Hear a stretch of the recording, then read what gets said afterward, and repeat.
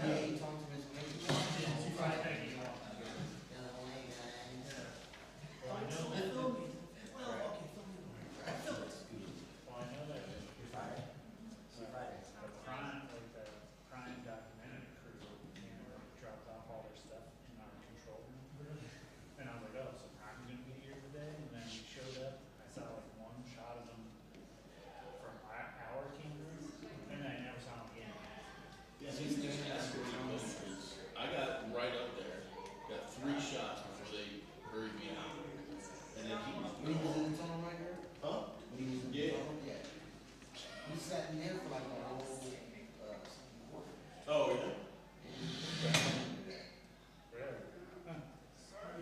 Yeah, I knew when the ground, I could see the ground. I got perked up. Good. Where the fuck is he? Yeah, you know he's showing up, you know he shows up when the. I'm pretty sure this is not the yeah, name that's of the exactly highway. what cue I saw. Yeah. See this movie? I'm sure this was not a great game for you. The 2 freshmen played really well. Less likely for me I to didn't see try. football. I saw you standing over there. It looked like I should Sam was trying to. I just want to talk to Sam for a little bit. Dion's not going to give us anything. A little surprised I got shooed away from taking a picture. Security team. I saw that. That's what Nigel was saying. Did he stay down for the second half? He like came out time to talk to Peggy. I saw that. And then left. I saw him leave. I didn't know if he came back. Volleyball games that it's, He did some event on Sunday for basketball, really, and I got or soccer's kind of, somebody, it's 90 minutes. their media relations person I know said, "Do you want this opportunity to talk to Coach?" I'm like, "Sure." Yeah. So I went up there and it was like, I barely got anything but I was over there. So I wasn't getting anything here. Yeah, for sure. Usually helped that they kind of ran this press conference thing and I asked a couple questions. And then as he was getting up and leaving, walked by him and said, "I checked out briefly with him." Yeah. And that was the interview. It was, Just chat. I literally was just doing much appreciated. Yeah. The way you handled it. That's what's all. So you're the best lost coach we've ever done. Yeah. That's what I'm supposed to do. That's part of the job.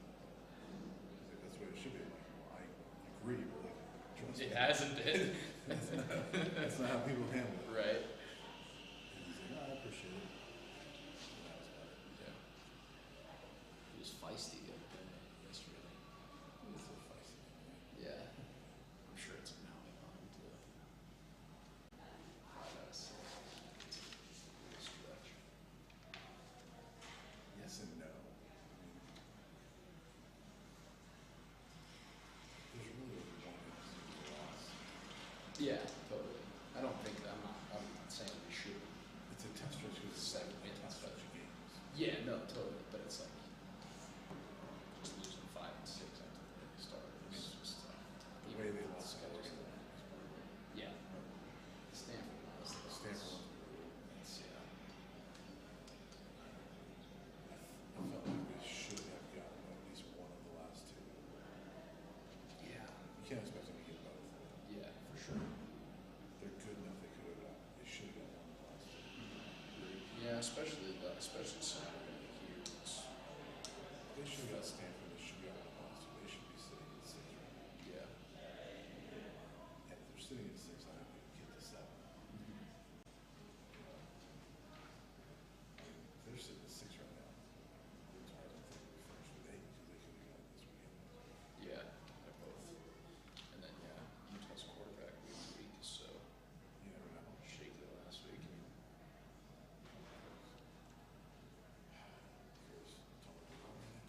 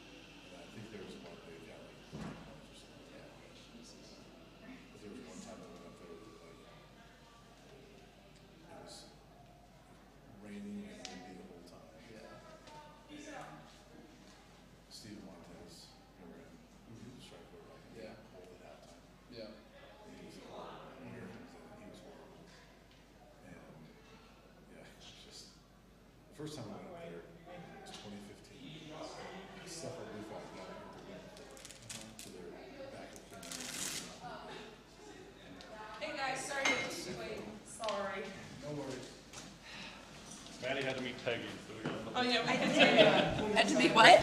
Maddie. Oh, Peggy, yeah. Let's go say hi to Peggy. I was starstruck. I know.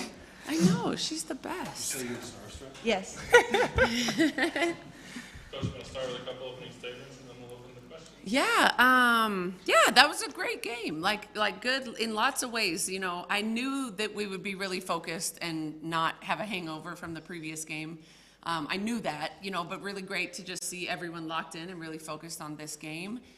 Great to have so many people play and so many people contribute, you know, even playing some different positions, and a totally different type of team, obviously, than the team the other night, even just schematically and what they were running. And so loved how we responded and great effort.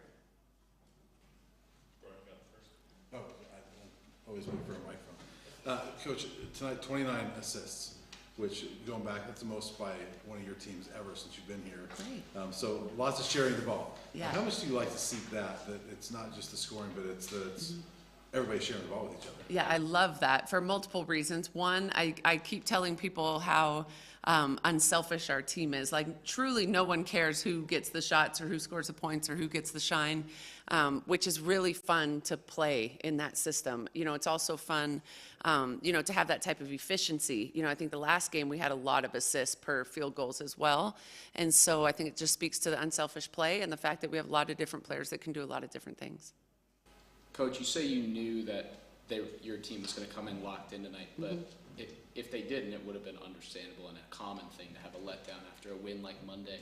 What does it say about this team that you had no worry about any sort of letdown or coming out flat? Well, it's a very mature group that recognizes the importance of what we're doing every single day. They know that, you know, in our quest to, you know, compete every day, win every game, win a championship, compete for a championship, we have to be that. It doesn't mean we'll play perfectly every night or, you know, make all of our shots every night, but our effort and our focus are totally in our control. You know, and our team knows that that's something we must do every day. Charlotte, you've been here a while, so you've seen this team grow from being not this mature to now. Have you been impressed just watching the evolution of this program the entire time you've been here? Yeah, I really have. I mean, when I was, you know, recruited and then obviously committed, gosh, back in 2019 I came here and you know, JR and T pretty much came to me and was like, yeah, this is still a work in process we're building, but we want you to be a part of it. And so to see the growth and honestly like their promise through the years and how they've continued to recruit amazing players and we've made an effort as a team to grow and commit to building relationships and really, you know, being determined and driven every day to be better and, you know, towards a specific goal we all had. And so to have that come to fruition is really exciting. And I'm so proud of all these girls. I'm so proud of the coaching staff. And yeah, I just think we continue to do more and strive from here and show everybody what we're made of. So I'm excited. For you personally, you've been through so much with your health. And so to have a game like this where you get to see the ball go in the basket a few times, how much fun was that? How much did you kind of need something like that just to see it go in the basket in a game? Yeah, I think it was good. Obviously, you know, coming back off 5 hip surgeries and stuff, that was a lot, like, for me. And I think last year was hugely a building year for me and, you know, me trusting myself again with that. But, I mean, my teammates and the coaching staff have been so supportive with that and really, you know, pretty much holding my hand through the whole process. Yeah, it is really fun, you know, to obviously see it go through the hoop. But, yeah, as Coach Jay said, we just love when everybody else kind of succeeds as well, and no matter what kind of night everybody else has, we will celebrate, you know, everybody and their success through that night. But yeah, very good, happy, hopefully it continues. Yeah. And Coach, for you, just, Charlotte, what does she mean to this year's team? You know, we know that you have some pretty good post players that are stars, but you have to have, you know, good people off the bench as well. Oh, sure, yeah. When she's playing like this, I mean, how much can this help you? Yeah, it's not just a help, it's a need. Like, this program needs someone like Charlotte to be that that person that can come in and provide stability, you know, and be someone that can be totally rock solid, contribute on the glass, contribute defensively. She always knows her assignments. She always knows our coverages, what we're supposed to be doing. She's a great communicator, you know, so when things aren't correct, she's able to fix it for other people. That's on the court, off the court. She's she's a glue, for our team. Like, she's someone that every single person in our program, will go to, for support or encouragement or, advice. And she's just, I tell people she's just one of the finest people I've ever known. Coach, most teams have a little rust at the beginning of seasons. Takes a while for them to get going. And then there's you guys. It seems like it's March for you guys already. How have you been able to be so dominant so quickly? Well, I think we have a core, most of our team is back from last year's group.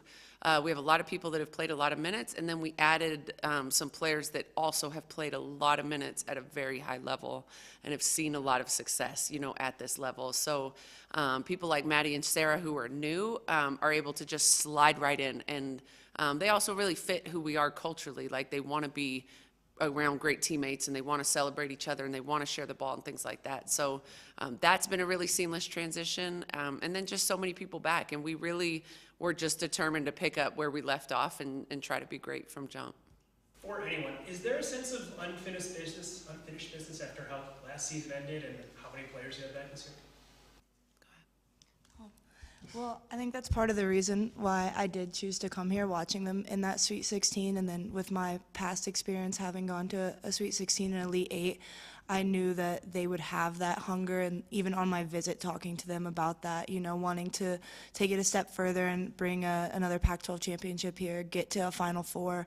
And I think we see that in practice each and every day. We come ready to work just as hard as we can each day. So I would say, yeah, definitely. Maddie, how did you feel about your performance tonight? It was nice to score my first points as a buff, finally shoot the ball well with my new team. And, it's really nice to play on a team that has multiple people that are able to score in so many different ways and multiple people that can find you in different positions. Like we said, we had, 29 assists, just an amazing stat with people who want to see other people succeed. So it was nice. You guys have one more game until the next AP poll comes out, but CU women haven't had a top 10 ranking in the AP poll since 2002. Is there a sense of increasing spotlights, bigger expectations, and if so, how do you manage it? I don't think anyone could levy any higher expectations on us than we levy on ourselves, every single day. Maddie just spoke to it. We really are trying to be excellent in everything we do. We hold each other to a really high standard. Collectively, we do that. I don't even really have to say that much. These guys hold each other to that. So truly, like, if we're ranked higher, awesome. If we're not, it doesn't really matter to us. We know that we're really good. We know that we can compete with anybody on our schedule. And so we train and compete like that every single day. Coach, it was a good night to get Michaela Johnson and Jaden Atchison some minutes off the bench. What did you think of their performance tonight and what they could be for you guys moving forward? Yeah, I thought they both did really, really well. Their first real live minutes, outside of the exhibition game, I thought they showed composure, which sometimes in your first collegiate game is difficult to do. They both scored the ball. They both defended, rebounded. I don't have any stats, but I think they both really contributed, and for us, it's just do your job. We don't need anybody to be heroic or do anything outside of themselves. We have so many pieces that if everyone just does their job really well, collectively we're a great team. And so I appreciated that they came in and just kept it simple and did what they were supposed to do. That's huge, for freshmen. Coach, you had almost every single player play significant minutes today. How much confidence does that give you that they played so well going into a long season, potentially dealing with injuries down the line and stuff like that? Yeah, lots of confidence. Yeah, I think it's one of our biggest strengths is that we have legitimate depth, people that can come in and, really contribute, not just stem the tide, but can actually really come in and play good minutes and contribute and, again, do their job, keep it simple, and that is good for us. Coach, your defensive pressure inside the paint specifically in the first half was exceptionally tight. Was that a focus in the offseason to make sure that your front court just had that on lockdown? Defense is always our focus. We take a lot of pride in defending. We get frustrated when people score on us. We want to be awesome, on defense. We want to be stingy on defense, get stops, create turnovers. And I thought our inside presence was great tonight. Contesting, every shot was contested. They hit shots, that's going to happen, but as long as we're doing our thing and contesting shots, we're happy. Anything else? All right, thank you guys. All right, thanks you guys. Appreciate it.